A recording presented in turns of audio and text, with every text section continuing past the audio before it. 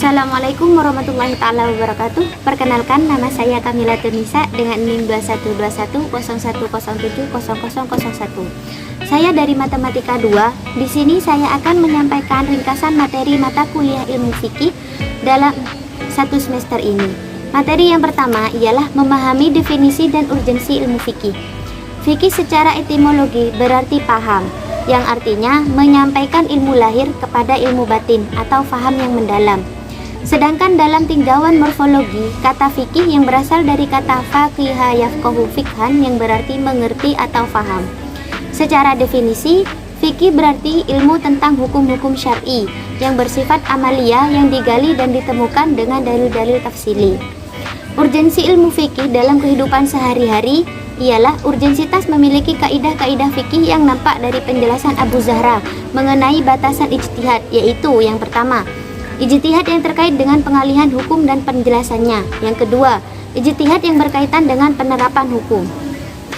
Secara garis besar, Al-Qarafi juga berpendapat bahwa urgensi kaidah-kaidah fikih ada tiga. Yang pertama, kaidah-kaidah fikih memiliki kedudukan yang istimewa dalam khazanah keilmuan Islam.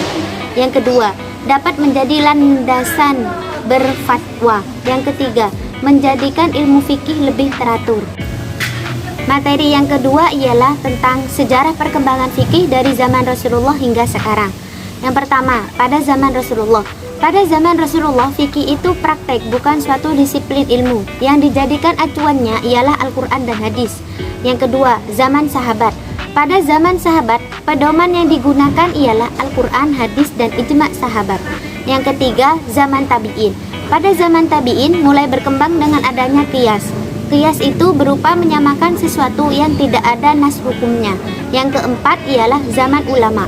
Pada zaman ulama banyak permasalahan yang memerlukan solusi untuk menyelesaikannya, sehingga ulama membukukan ilmu fikih.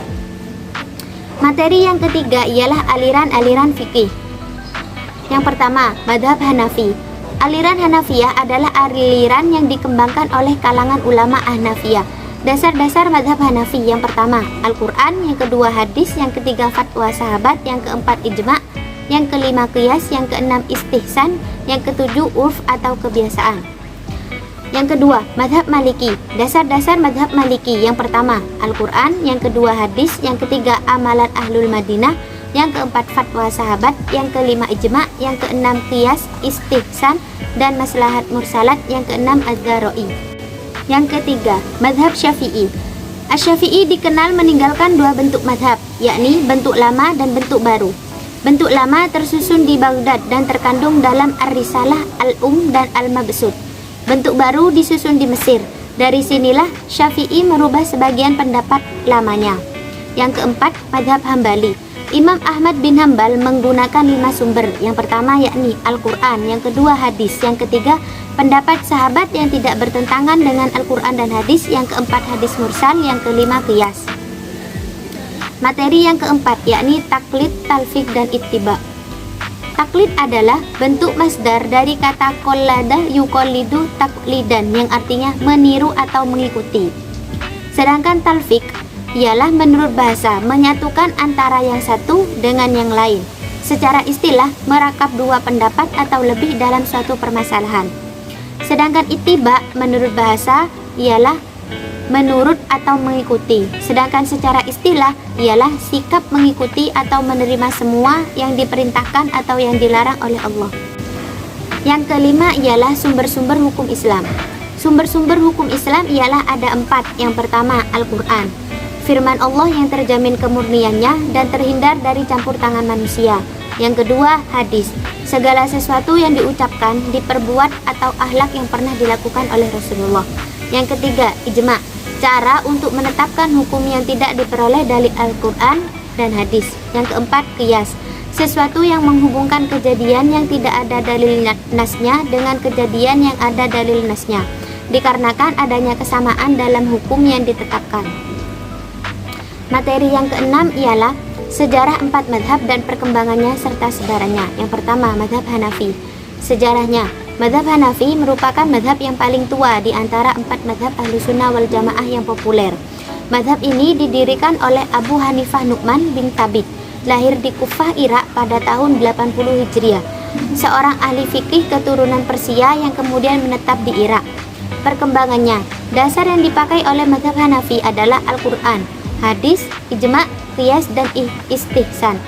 Imam Abu Hanifah pernah ditawari beberapa jabatan resmi oleh Yazid bin Umar, akan tetapi beliau menolaknya.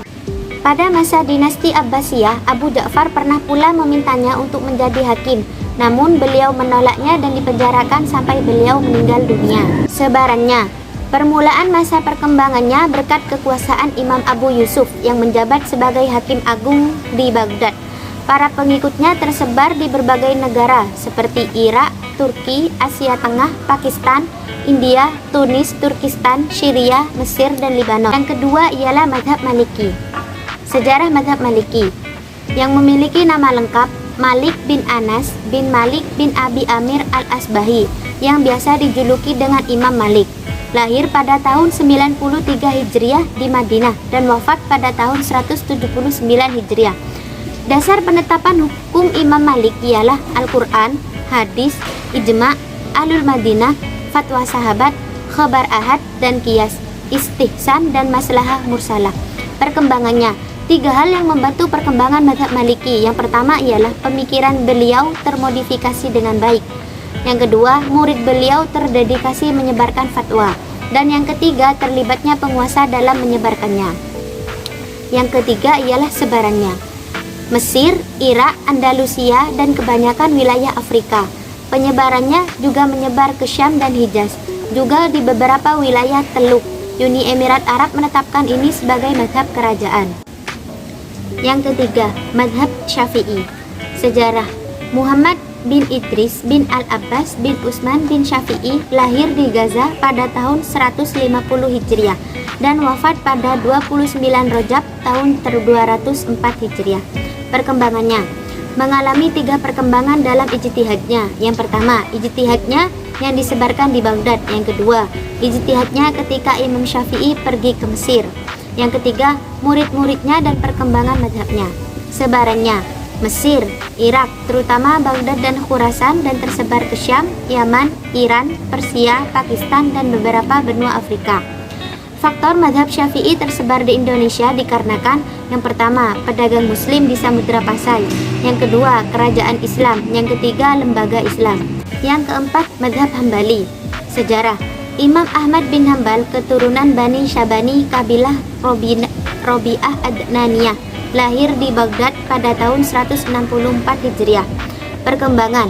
Mazhab Hambali didirikan pada tahun 241 Hijriah. Mazhab Hambali adalah mazhab resmi dari pemerintah Arab Saudi Arabia. Pengikutnya yang tersebar di Palestina, Syria, dan Irak. Sebarannya, mazhab Hambali pertama kali di Baghdad dan Irak. Pada abad ke-12, mazhab Hambali berkembang di masa Raja Abdul Aziz As-Suudi, penganut terbesarnya di Jazirah Arab, Palestina, Syria, dan Irak. Materi yang ketujuh ialah pengertian, perbedaan, serta ruang lingkup fikih dan syariat. Fikih secara etimologi, pemahaman secara mendalam yang membutuhkan potensi akal. Secara definisi, sebuah ilmu pengetahuan yang tidak mudah diketahui oleh masyarakat umum. Syariat, sumber air yang dapat menjadi tempat untuk memenuhi kebutuhan hidup manusia. Dari segi hukum, syariat diartikan sebagai norma hukum dasar yang ditetapkan oleh Allah yang wajib diikuti oleh umat Islam. Perbedaan fikih dan syariat. Yang pertama, fikih secara bahasa, pemikiran yang mendalam, sedangkan syariat ialah jalan yang dilewati menuju keridhaan Allah. Yang kedua, fikih bersifat instrumental, sedangkan syariat bersifat fundamental. Yang ketiga, fikih ruang lingkupnya terbatas pada perbuatan hukum manusia, sedangkan syariat ruang lingkupnya bersifat umum. Yang keempat, fikih bersumber pada Al-Quran, hadis, dan ijtihad ulama, sedangkan syariat bersumber pada wahyu Allah dan sunnah Rasulnya. Yang kelima, fikih ada beberapa aliran-aliran hukum, sedangkan syariat hanya satu dan menunjukkan kesatuan dalam Islam. Yang keenam, fikih adalah karya manusia yang tidak bersifat abadi, sedangkan syariat adalah ketetapan Allah dan Rasulnya. Ruang lingkup fikih dan syariat ialah yang pertama, ibadah, yang kedua, muamalah, yang ketiga, jinayat, yang keempat, siasah, yang kelima, akhlak, yang keenam, ketentuan lain. seperti makan, minum, dan menyembelih. Materi yang ke-8 ialah fikih dan usul fik. Fikih dan usul fik. Fikih ialah memahami sesuatu dengan baik, sedangkan usul fik sekumpulan kaidah yang menjadi landasan pemikiran. Perbedaan fikih dan usul fik ialah 1. Objek pembahasan, 2. Tujuan, 3. Sifat, yang keempat asal. Ruang lingkup fikih dan usul fik. Ruang lingkup fikih ialah ibadah dan muamalah, sedangkan ruang lingkup usul fik ialah sumber dan dalil hukumnya, bagaimana memanfaatkan sumber dan dalil hukumnya. Yang ketiga ialah cara penggalian hukum dari sumber dan dalil. Yang keempat ialah keterkaitan fikih dan usul fik. Ialah hubungan fikih dan usul fik sangat erat. Keduanya memiliki tujuan yang sama, yaitu agar hukum Islam dapat diterapkan oleh seluruh umat Islam. Materi yang ke-9 ialah riba. Riba ialah penyerahan sesuatu dengan imbalan sesuatu yang lain yang tidak ada syarat pada saat akad. Riba menurut mazhab Hanafi, ilat riba fard adalah jual beli barang yang ditimbang seperti emas dan perak. Menurut mazhab Maliki, ilat diharamkan riba pada emas dan perak, yaitu harganya. Ilat makanan berbeda pada riba nasi'ah.